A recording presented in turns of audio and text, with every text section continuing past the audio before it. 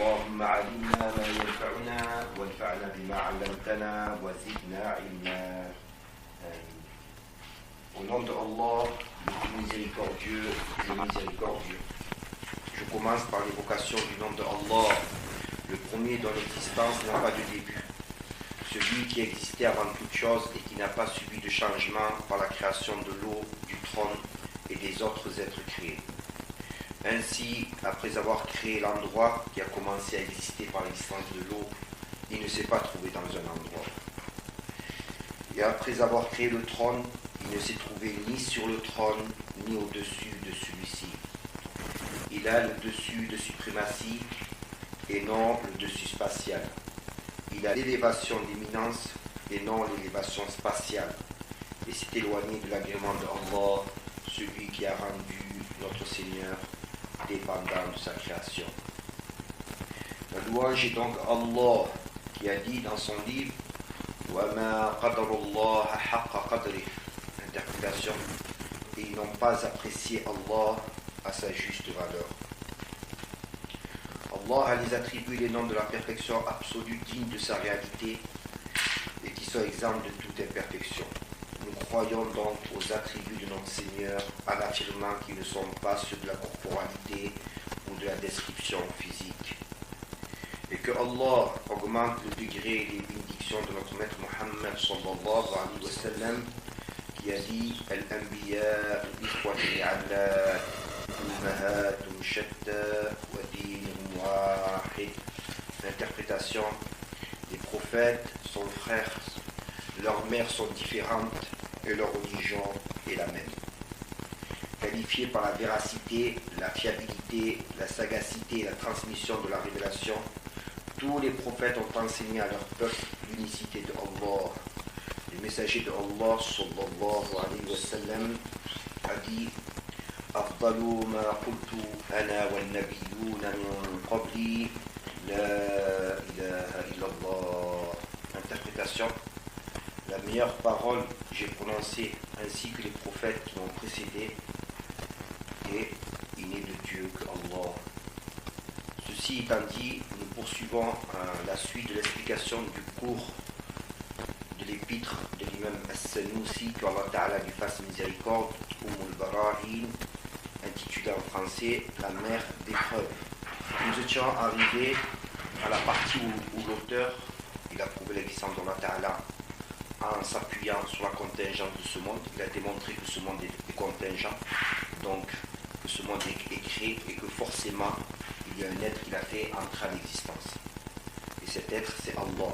Ensuite, il a prouvé qu'Allah Ta'ala est qualifié par l'attribut de la préexistence parce que la raison ne conçoit pas l'existence de ce monde sans qu'un être l'ait créé.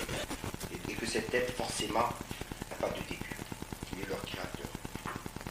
Aujourd'hui, nous allons citer les preuves rationnelles de la permanence de Allah Ta'ala.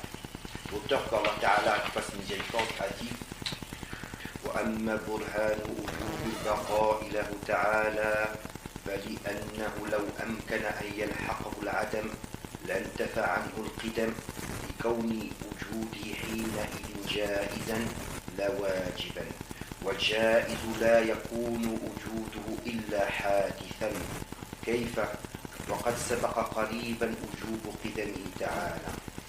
Interprétation: la preuve qu'il est nécessairement qualifié par la permanence, lui qui est exempt d'imperfection, et que s'il était possible que l'anéantissement l'atteigne, la préexistence lui serait exclue du fait que son existence sera à ce moment-là probable et non nécessaire. Et l'existence de ce qui est probable ne peut être que contingente. Comment en serait-il ainsi, alors que nous venons de démontrer que sa préexistence, lui qui est exempt d'imperfection, est nécessaire selon la raison. Donc je répète, l'interprétation: la preuve qu'il est nécessairement qualifié par la permanence, lui qui est exempt d'imperfection, et que s'il était possible que l'anéantissement l'atteigne, la préexistence lui serait exclue du fait que son existence sera à ce moment-là probable et non nécessaire. Et l'existence de ce qui est probable ne peut être que contingente. Comment serait-il ainsi, alors que nous venons de démontrer que sa préexistence, lui qui est exempt d'imperfection, est nécessaire selon la raison. Explication. La preuve rationnelle que la permanence est obligatoire à son sujet est que si l'anéantissement était possible à son sujet, cela signifierait qu'il est possible à son sujet ce qui est possible aux êtres créés. Ce qui est ainsi est forcément créé et non pas créateur. Donc si l'anéantissement lui était possible, ça voudrait dire qu'il est exactement comme les êtres créés. Et donc il ne serait pas créateur. Il ne serait pas créateur que celui dont l'existence admet une fait, donc forcément il a un début. Donc il ne serait pas créateur. Ainsi Allah n'a pas de fin par sa réalité car il est le créateur. Sa permanence est de toute éternité et elle ne dépend pas de la volonté de notre être comme c'est le cas du paradis, de l'enfer, du trône, de l'âme et de ce qui est similaire. Ces derniers sont permanents non pas par leur réalité mais par le fait que Allah a voulu de toute éternité qu'il n'y ait pas de fin. Si Allah avait voulu qu'ils aient une fin, ils en auraient une, mais Allah en a voulu autrement. Ensuite l'auteur, il continue, il poursuit et il dit وأما برهان وجوب مخالفته تعالى للحوادث فلأنه لو ماثل شيئا منها لكان حادثا مثلها وذلك محال لما عرفت قبل من وجوب قدمه تعالى وبقائه. Interprétation. La preuve qu'il est nécessairement qualifié par la dissemblance absolue, lui qui est exempt d'imperfection avec ce qui est contingent, et que s'il ressemblait à l'un des contingents, il serait tout comme lui contingent. Et cela est impossible vu ce qui a été porté à ta connaissance, que sa préexistence et sa permanence sont nécessaires à son sujet, lui qui est exempt d'imperfection. Explication. La ressemblance, donc l'auteur ici, il va apporter les preuves rationnelles qu'Allah Ta'ala ne ressemble pas aux êtres créés. Comment serait-il ainsi alors qu'il est le créateur et que tout autre lui est créé? Donc la ressemblance est le fait d'avoir en commun avec un être un ou plusieurs attributs. Donc la ressemblance c'est quoi? C'est le fait d'avoir en commun avec un être un ou plusieurs attributs. Cette ressemblance est soit partielle, soit totale. Donc il peut y avoir une ressemblance totale, comme si on prend deux pièces d'un euro frappées à la même date, c'est une ressemblance totale. Deux pièces, elles se ressemblent absolument en tout point. Elle peut être partielle, c'est-à-dire qu'ils se ressemblent sur certains attributs, mais pas dans tous les attributs. Donc cette ressemblance, elle peut être soit partielle, soit totale, et elle concerne donc les êtres qui ont des caractéristiques similaires. Ainsi, il est valable de dire que la pierre ressemble à un chat. Il est valable de dire que la pierre ressemble à un chat. Non pas pour dire que la pierre ressemble en tout point au chat, mais pour dire qu'en certains points, elle lui ressemble. Par exemple, la pierre, tout comme le chat, ont un début. Et tous deux ont une forme, bien que celle-ci soit différente pour les deux. Donc là, on a une ressemblance partielle. C'est-à-dire que lorsqu'on dit, dans un cours de religion, on n'est pas à l'extérieur, il y a un contexte dans lequel on dit ça. Si on sort du contexte de la religion, quelqu'un va dire la pierre ressemble à un chat, il va dire n'importe quoi. Donc, il y a un contexte, on explique. C'est quoi la ressemblance? C'est d'avoir au minimum une caractéristique en commun avec un autre être. La pierre, lorsqu'on dit la pierre ressemble au chat, est-ce que c'est vrai? Dans le contexte de religieux, bien entendu. C'est vrai. Oui, c'est vrai. La pierre, elle occupe un espace, un endroit, le chat occupe un endroit. La pierre, elle a un début, le chat, elle a un début. Donc en s'appuyant sur ces caractéristiques communes, on peut dire que la pierre ressemble au chat. Mais ce n'est pas une ressemblance totale, c'est une ressemblance partielle. Allah Ta'ala, lui, il ne ressemble pas aux êtres créés. Ni partiellement, ni totalement. Ni partiellement, ni totalement. Quant à Allah, il n'est pas comparable, car il est unique. Il est unique. En effet, il n'a pas de réalité telle que sa réalité. Et il n'y a pas d'attributs et d'actes tels que les siens.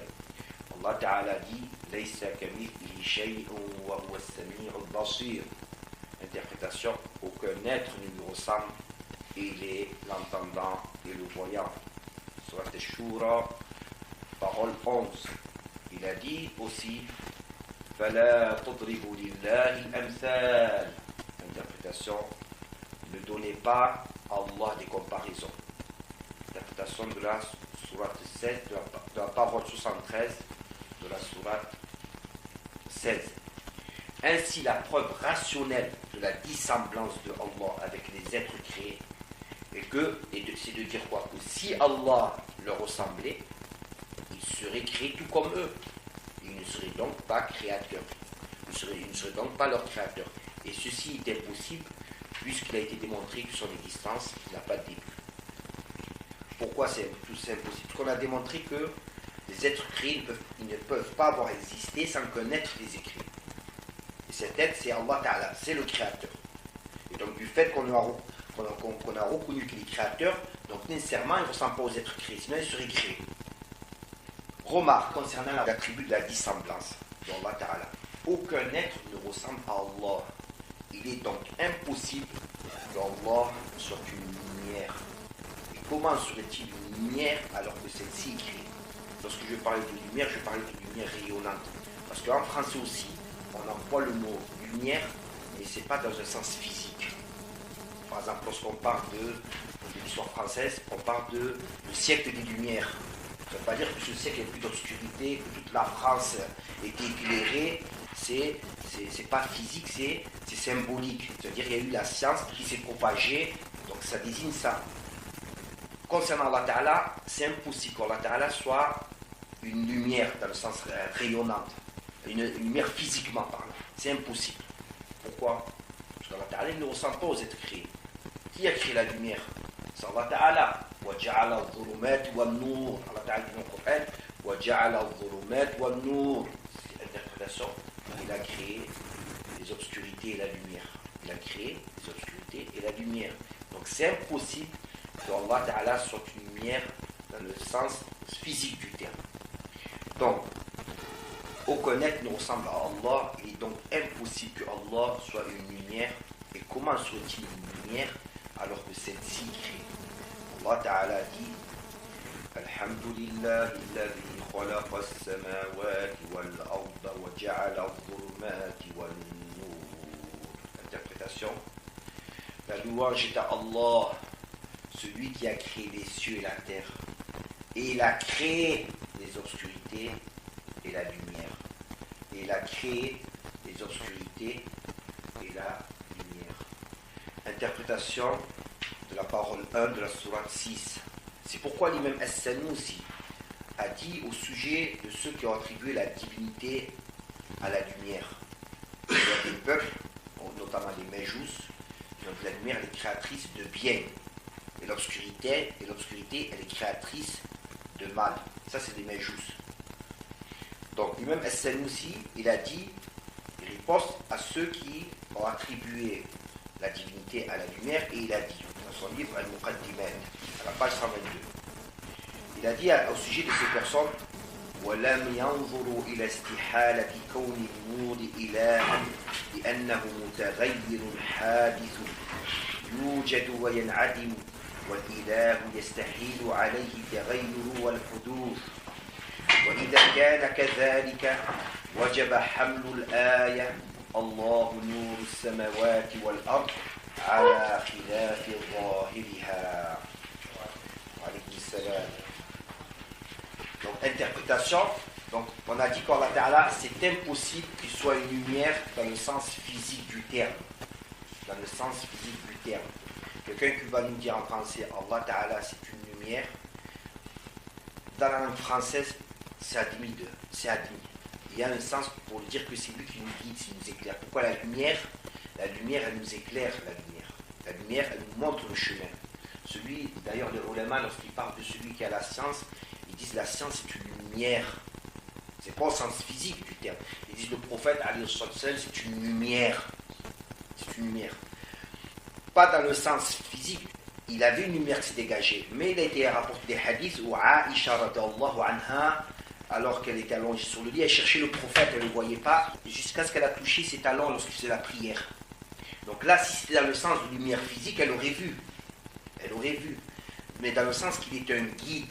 Donc, dans le sens, en français, quelqu'un qui va nous dire Allah Ta'ala est une lumière, lui, s'il le comprend dans le sens que c'est un guide, c'est acceptable.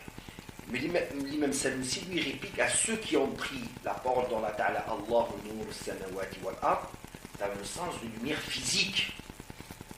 Dans le sens de lumière physique. Et il a dit, je vous l'ai dit en arabe, je vais vous donner l'interprétation en français. Donc, c'est pourquoi l'imam As-Sanusi, qu'Allah Ta'ala lui fasse miséricorde, il a dit au sujet de ceux qui ont attribué la divinité à la lumière.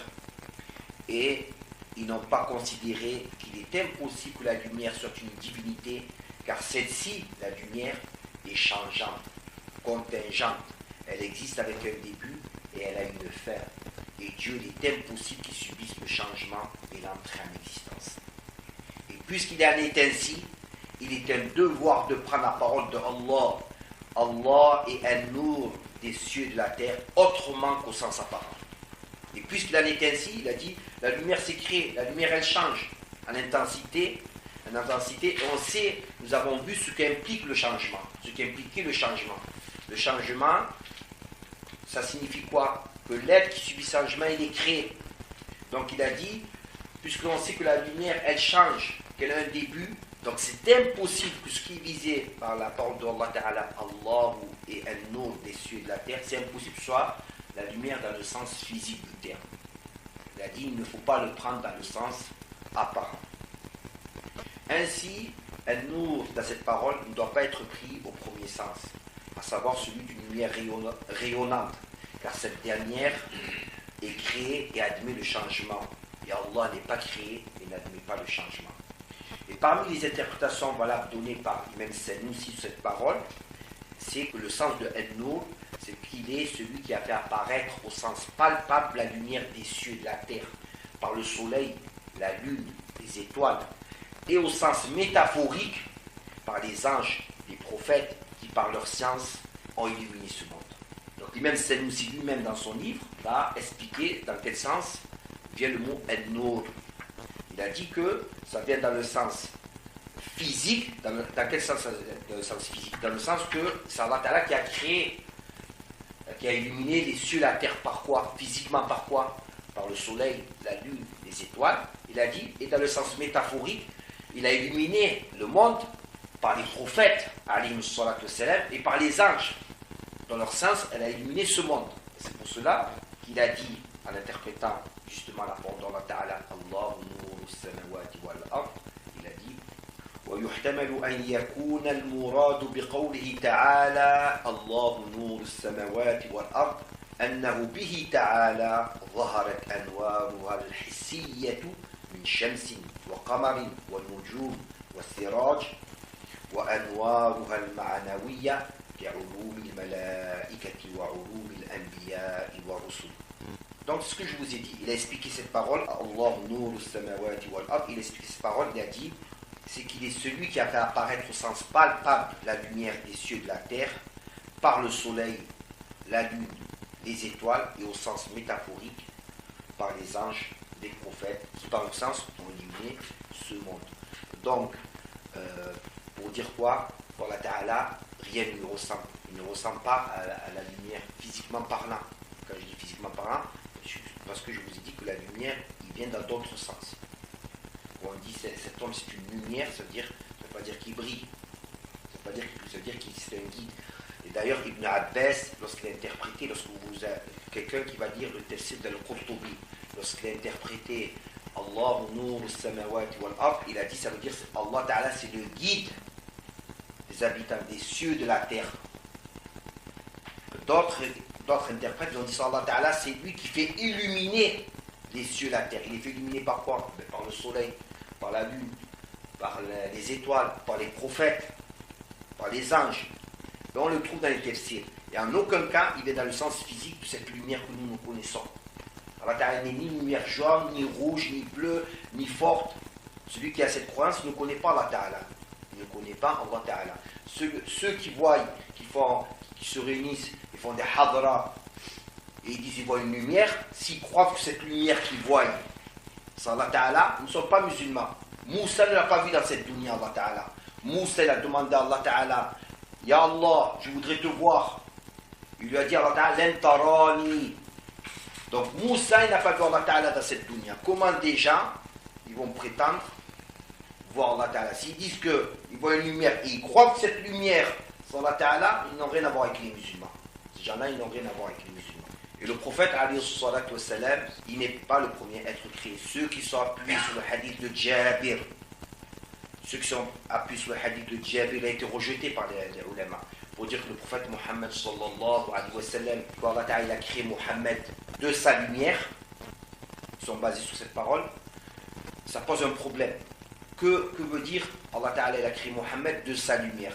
Si on veut dire de sa lumière, ça revient à Allah Ta'ala, c'est grave. Ça voudrait dire que le prophète sallallahu alayhi wa sallam, il aurait des attributs divers. Et si on veut dire qu'Allah Ta'ala a créé lumière et de cette lumière l'a créé le prophète Mohammed, donc il n'est pas le premier à être créé. C'est cette lumière qui est le premier à être créé. Le premier à être créé, c'est l'eau. Et ça ne dénigre pas le prophète Mohammed sallallahu alayhi wa sallam. Iblis, il existait avant Adam. Il n'est pas meilleur que Adam, Iblis. Iblis, il existait avant Adam, alayhi salam. Il n'est pas meilleur. L'ordre d'entrer en existence, ce n'est pas ce qui attribue l'éminence. Il y a des personnes qui ont vécu avant nous, et nous on est plus éminents qu'eux. Il y a des personnes qui ont vécu à l'époque du prophète, sallallahu alayhi wa sallam, et nous sommes plus éminents qu'eux. Comme qui? Abu Lahab. Le dernier des musulmans, c'est-à-dire le plus grand pécheur des musulmans, qu'à la croyance des musulmans, qui boit l'alcool peut-être, il fait zina. Eh bien, ce musulman, il est meilleur qu'Abu Lahab. Même s'il est venu bien plus tard. Et s'il meurt, ce musulman, il dépend de la misère, il dépend de la volonté d'Allah Ta'ala. Si Allah Ta'ala il veut le châtier, le châtier à l'enfer. Et un jour ou l'autre, il sortira de l'enfer pour entrer au paradis parce qu'il est musulman. Et si Allah Ta'ala il veut lui faire miséricorde, il le fera entrer au paradis sans châtiment. Et notre Seigneur, il fait ce qu'il veut. Il n'a pas de compte à nous rendre. Et nous nous soumettons à ce qu'Allah Ta'ala il a voulu. Donc, le prophète, alayhi salam, c'est le meilleur des êtres créés. Mais on ne lui attribue que ce que lui-même, que ce que le Coran lui a attribué, et que ce que lui-même il s'est attribué. Donc, dire qu'il est le premier à être créé, c'est une erreur. C'est une erreur. Ceux qui disent ça se sont trompés. Le premier à être créé, c'est l'eau. Ensuite, c'est le trône. Parmi ceux qui disent ça, l'imam Ibn Hajar al-Asqalani, lorsqu'il commente le hadith, كان الله ولم يكن شيء غيره وكان عرشه على الماء. Les gens du Yémen sont venus au prophète sallallahu alayhi wa sallam, ils ont dit Ya Rasulallah, informe-nous sur le début de la création. Informe-nous sur le début de la création. Comment ça a commencé la création? Comment elle s'est manifestée? Le prophète alayhi wa sallam, il a saisi l'occasion pour apporter une information avant de répondre. Parce que des fois, il y a des contextes où on donne directement la réponse. Mais là, ce sont des musulmans. Il a apporté une information supplémentaire. Il leur a dit Allah existait alors que nul autre que lui n'existait. C'est-à-dire qu'Allah a existé, il était le seul à exister. Ensuite, il a dit Wakana arshuhu ala al-ma. Et son trône, il se trouvait sur l'eau. Son trône se trouvait sur l'eau. Donc, en premier lieu, il dit Allah Ta'ala existait alors que nul autre que lui n'existait. Donc, il n'y avait pas le trône, il n'y avait pas l'eau. Il n'y avait que Allah. Et ensuite, il dit et son trône, par la suite, après qu'il a créé, son trône se trouvait sur l'eau. Après, on peut dire, c'est qui le premier? C'est l'eau ou le trône? On n'a pas d'indice à partir de ce hadith pour dire, c'est l'eau qui vient en premier, c'est le trône qui vient en premier. On n'a pas d'indice. Les ulama, ils ont regardé les autres textes. Pourquoi on dit, on ne se base pas sur un seul texte pour affirmer quelque chose? Il faut réunir tous les textes qui parlent du même sujet. Donc, ils ont regardé les textes et ils ont dit, parmi les textes sur lesquels ils sont appuyés, ce qu'Allah Ta'ala dit dans le Coran, et nous avons créé toutes choses à partir de l'eau. Donc, ils ont dit, toute chose a été créée à partir de l'eau, donc le trône, il a été créé à partir de l'eau. Et donc, l'eau, c'est le premier à être créé. Et ils ont regardé d'autres hadiths, ils ont vu que le prophète, alayhi salam, il a dit que le premier à être créé, c'est la plume, al-qalam. Dans le sens apparent, le premier à être créé. Alors, je dis, comment ça? On a ce hadith, il est sahih, et celui-ci, il est sahih, comment ça? On va harmoniser. On va essayer de les harmoniser. Ils ont dit, effectivement, la plume, c'est le premier à être créé après l'eau et le trône. Après l'eau et le trône. Et ensuite vient la table préservée. Donc le prophète, alayhi salam, Le fait qu'il soit venu, même si dans les textes on trouve j'étais prophète alors que la création d'Adam n'était pas terminée, même si on trouve ça dans les textes, ça veut dire que sa prophétie était connue par les anges. Allah Ta'ala, de toute éternité, il savait que le prophète Mohammed sallallahu alayhi wa sallam, il allait venir. Donc ça, ces textes sont vrais, qui dit j'étais prophète alors que Adam n'est pas encore créé, dans le sens général. Et ça ne veut pas dire qu'il est venu avant Adam. Le prophète, c'est un quoi? Le prophète sallallahu alayhi wa sallam, c'est un ben Adam, c'est un fils de Adam. C'est pas un djinn, c'est pas un ange. C'est quoi le prophète? C'est un humain. Il est venu après qui? C'est la descendance de qui? Mohammed, fils de Abdullah, fils de Abdul Muttalib, fils de Hashim, fils de Abdul Manaf. Et on continue, jusqu'à Adnan sans divergence.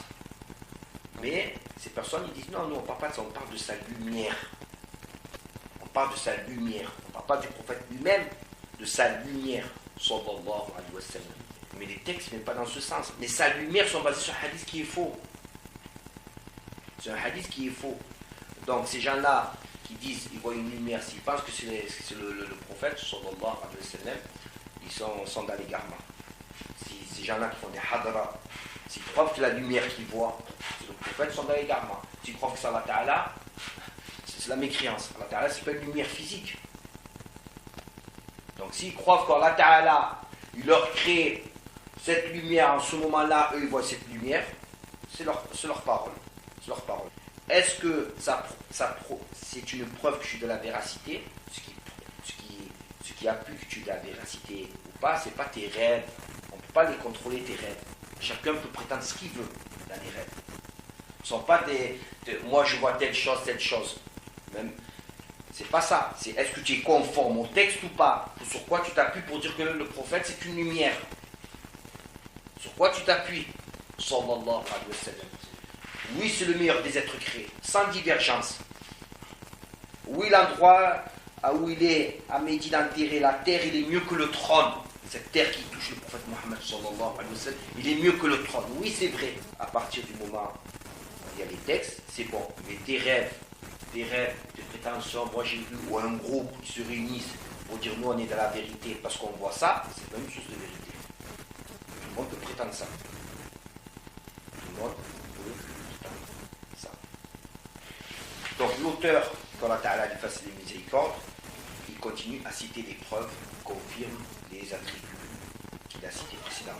Et ici, là, il va apporter la preuve sur l'attribut non besoin. Il a dit l'auteur qu'Allah Ta'ala lui fasse miséricorde. وأما برهان وجوب قيامه تعالى بنفسه فلأنه تعالى لو احتاج إلى محل لكان الصفة والصفة لا تتصف بالصفات المعاني ولا المعنوية ومولانا جل وعز يجب اتصاف بهما فليس بصفة ولو احتاج إلى مخصص لكان حادثا كيف وقد قام البرهان على وجوب قدمه تعالى وبقائه. Interprétation. La preuve que nécessairement il se suffit absolument à lui-même, exemple de perfection, et que s'il avait besoin d'un sujet, il serait un attribut. Et l'attribut ne se qualifie ni par les attributs significatifs, ni par ceux signifiants. Or, notre maître, lui il est majestueux, le plus puissant, est nécessairement qualifié par ses attributs significatifs et signifiants. Il n'est donc pas un attribut. Et s'il avait eu besoin d'un être qu'il aurait spécifié, il serait contingent.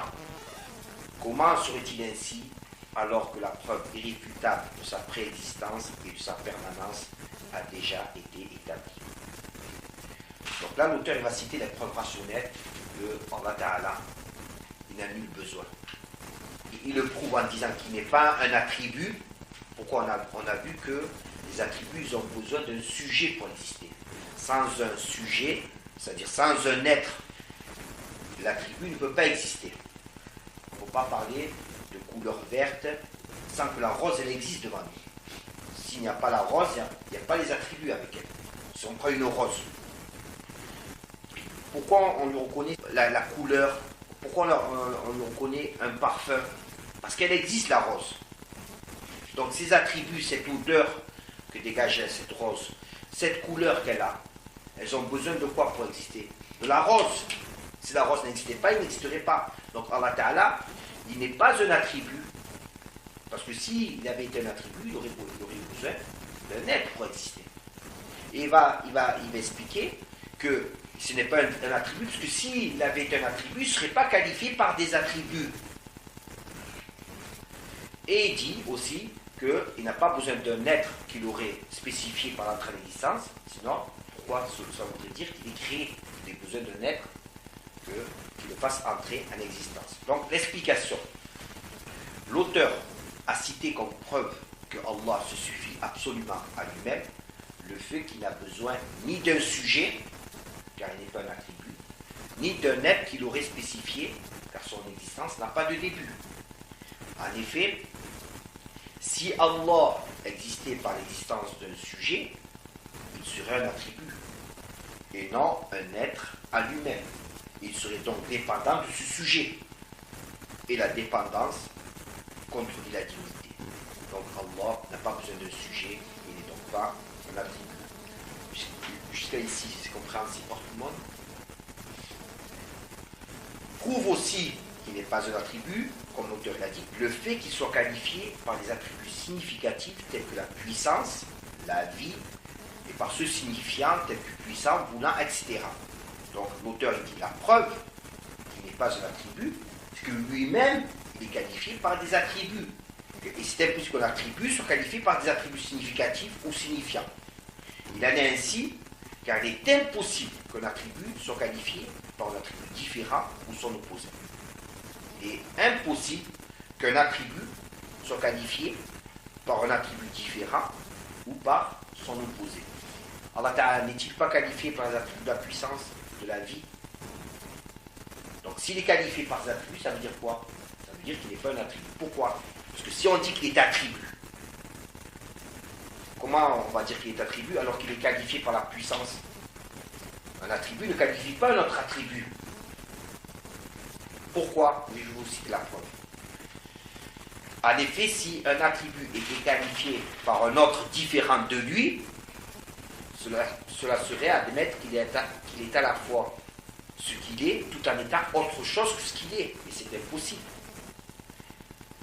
Si on dit que c'est un attribut et qu'il est qualifié par l'attribut différent de lui, ça voudrait dire qu'il est à la fois ce qu'il est, cet attribut, tout en étant autre chose qu'il est.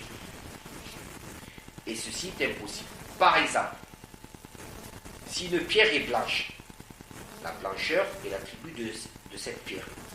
Et admettre que cet attribut de la blancheur pourrait être aussi qualifié par l'attribut de la noirceur, c'est impossible.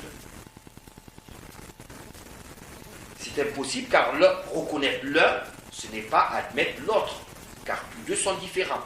L'exemple de la blancheur, vous dites une pierre elle est blanche, donc l'attribut de la blancheur, cette blancheur, elle ne peut pas être qualifiée. On ne peut pas la qualifier de noirceur. On ne peut pas dire qu'elle est à la fois blanche, à la fois noire. Pourquoi? La noirceur, c'est différent de la blancheur. Ce n'est pas son opposé. Si c'était son opposé, ça voudrait dire que s'il n'y a pas la blancheur, il y a la noirceur. C'est ça l'opposé. Voilà.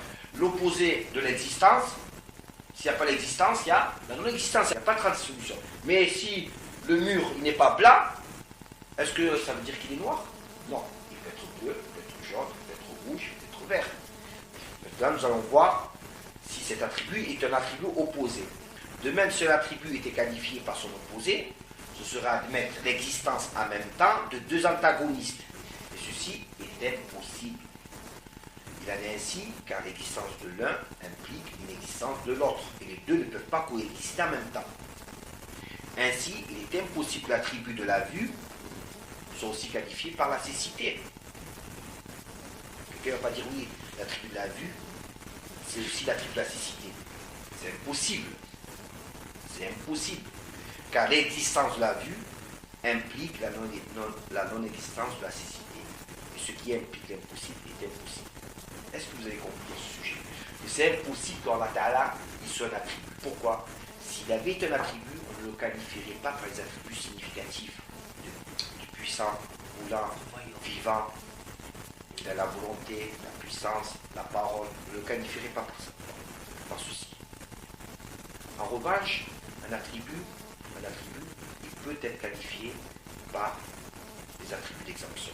Par exemple, on peut dire la puissance d'Allah Ta'ala ne ressemble pas à la puissance d'être créé. On peut dire la puissance d'Allah Ta'ala, elle est unique. Un attribut existentiel, qu'on appelle nous ici les attributs significatifs, ils peuvent être qualifiés par des attributs d'exemption. Par exemple, on dit Allah Ta'ala la volonté, sa volonté ne ressemble pas à la volonté des êtres humains. On n'a pas qualifié cette volonté de ne pas ressembler aux autres volontés. Allah Ta'ala a une volonté, sa volonté n'a pas de début. C'est un attribut d'exemption, le non-début, c'est un attribut. On n'a pas qualifié cette volonté qu'elle n'a pas de début, la volonté d'Allah Ta'ala n'a pas de fin. D'accord? Y a-t-il des questions? Est-ce qu'il y a des questions sur ce sujet? Est-ce que vous avez compris cela? Lorsque l'auteur il a dit c'est impossible que Allah Ta'ala soit un attribut, sinon il ne serait pas, s'il avait été un attribut, il ne serait pas qualifié par les attributs. Et nous, ce que nous avons fait, nous avons examiné les cas. S'il était qualifié par un attribut, on a regardé quel attribut. Est-ce un attribut différent de ce qu'il est lui-même? On a vu que c'était impossible. Un attribut opposé, c'est impossible. Donc Allah Ta'ala n'est pas un attribut. N'est pas un attribut. Avez-vous des questions sur ça?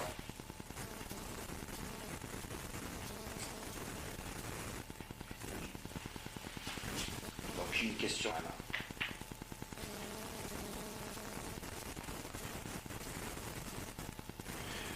Donc il me pose la question de raisonnement concernant l'attribut différent par l'opposé, n'est-ce pas? C'est la même chose. Que ce soit l'attribut différent ou un attribut opposé, c'est impossible. C'est impossible. Mais dans la science de la religion, on fait une distinction entre différent et opposé. Tout ce qui est différent n'est pas l'opposé de l'autre. Pour que vous puissiez comprendre, prenez l'exemple de la blancheur. Est-ce que si je prends une table, elle est blanche, si on dit qu'elle n'est pas blanche, est-ce que forcément cette table sera noire? Est-ce que ça veut dire qu'elle est noire? Non. Donc la noirceur n'est pas l'opposé de la blancheur. La noirceur, c'est différent. C'est ce qui est différent de la blancheur. Par contre, il y a des cas où, si l'être n'est pas ainsi, donc il est forcément autrement. Je vous ai donné l'exemple de l'existence. Si un être il existe, son opposé c'est quoi? C'est la non-existence. Ça c'est l'opposé. Bien sûr que la non-existence, c'est différent. Être non-existant, c'est différent d'être existant, bien entendu. Mais si on veut rentrer dans la précision, les ulama ils font une distinction entre l'opposé et différent. Donc le raisonnement concernant l'attribut différent. Est-ce que Allah a des attributs opposés? Est-ce qu'on a vu qu'Allah Ta'ala il a des attributs d'action. Les attributs d'action sont ces attributs par lesquels Allah Ta'ala on peut le qualifier par cet attribut et par son opposé, comme donner la vie et donner la mort. Donc nous avons vu ça précédemment dans les cours. On a vu que ces attributs d'action chez les Ash'arira, ce sont des expressions de l'attribut de la puissance. Ce sont des manifestations des attributs de la puissance. Qui a donné la vie? C'est Allah Ta'ala, donc on lui attribue, ça ce sont des attributs d'action. Chez les Ash'arira, ils disent que c'est une manifestation de la puissance de Allah Ta'ala. Ils disent que c'est une manifestation de la puissance de Allah Ta'ala. Je vous montre le